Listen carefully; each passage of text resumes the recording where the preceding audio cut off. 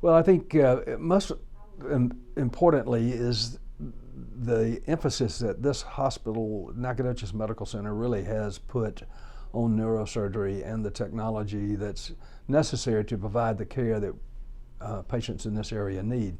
I'll touch back on the brain lab for a second because it's a very expensive piece of equipment. It's very technologically advanced. We have the only one in this area, and probably the only one in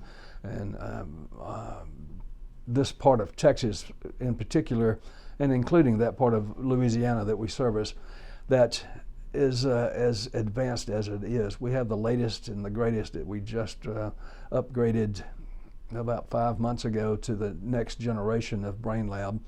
And so having that here takes a lot of pressure off me personally as a neurosurgeon, because it allows me to be able to attack things in a safer manner, something that will give patients, and when I describe this to patients, they obviously have a little bit of difficulty understanding it, but when I can actually show them the pictures of the brain lab and what it does, they get a real sense of security being treated in Nacogdoches.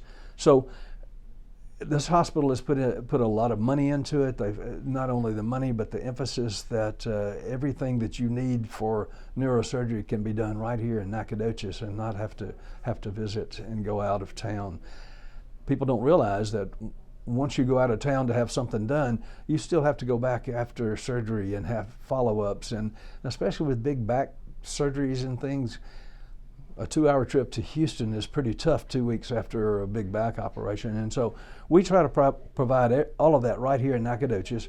I think with, like we discussed earlier, with compassion, so that people feel like, I mean, I may see 20 patients in a day, but when I walk into that room with one patient, I want that patient to feel like that's the only person I have to see that day. I want them to walk out of there and say, you know, that guy really spent some time with me.